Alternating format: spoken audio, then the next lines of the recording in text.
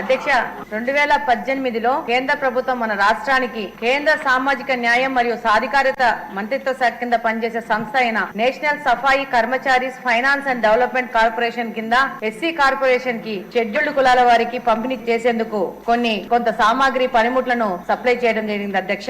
ఇందులో భాగంగా tractors, electronic autos, mechanised drainage cleaning machines, అలాగనే ట్రాక్టర్స్ ఇవి సప్లై చేయడం జరిగింది అధ్యక్ష. ఇవి ఆ రోజు మన రాష్ట్రానికి వస్తే అందులో భాగంగా కడప జిల్లాకు 165 electronic autos, 62 tractors, 50 mechanised drainage cleaning machines వచ్చాయి అధ్యక్ష. అందులో 90 పవర్ ఆటోలు డిస్ట్రిబ్యూట్ చేశారు అధ్యక్ష. అలాగనే mechanised drainage cleaning machines 50 distribute చేశారు అధ్యక్ష. అలాగనే ట్రాక్టర్స్ 50 గాను 42 డిస్ట్రిబ్యూట్ చేశారు అధ్యక్ష. ఇంకా బ్యాలెన్స్ మిగిలిన సామాగ్రి మొత్తము 16 మెకనైజ్డ్ డ్రైనేజ్ క్లీనింగ్ మిషన్స్, అలాగనే పవర్ ఆటోస్ 90, అలాగనే ట్రాక్టర్స్ దాదాపు 16. దీని వాల్యూ దాదాపు 20 కోట్లు అధ్యక్ష.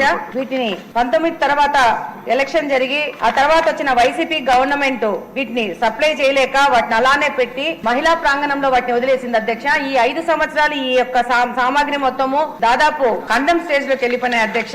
ఆ రోజు 2019లో వైసీపీ ప్రభుత్వము ఒక్క ఛాన్స్ ఇస్తే చూడండి అని చెప్పేసి అధికారంలోకి వచ్చి నా దళితులు, నా ఎస్సీలు, నా ఎస్టీలు అని చెప్తూ ఈ యొక్క వాళ్ళ కోసం పెట్టిన సామాగ్రిని వాళ్ళకి పంపిణీ చేయకుండా వాటిని కండెమ్ స్టేజ్ లోకి వదిలేసేసి వాళ్ళకి అన్యాయం చేసింది అధ్యక్ష. ఇందుకు గాను ఎలక్షన్ ముందు గాని ఎలక్షన్ తర్వాత గాని కలెక్టర్ గారి దృష్టికి తీసుకుపోవడం జరిగింది. దాని ద్వారా తెలుగుదేశం పార్టీ అధ్యక్షుల ఆధ్వర్యంలో శ్రీనివాస్ రెడ్డి గారి ఆధ్వర్యంలో కడపలోని మహిళా ప్రాంగణంలో ఉన్న ఈ యొక్క మిషన్స్ అన్నింటినీ ప్రత్యక్షంగా కలెక్టర్ గారిని తీసుకుపోయేసి అది చూపించడం జరిగింది. దాదాపు 20 కోట్ల యొక్క ప్రభుత్వ ధనము వృధా అయిపోయింది అధ్యక్ష. ఇది ఒక కడపలోనే అయితే మొత్తం రాష్ట్రం మొత్తం ఎన్ని వందల కోట్ల ధనము వృధా అయిందో తెలియని పరిస్థితిలో ఉంది అధ్యక్ష.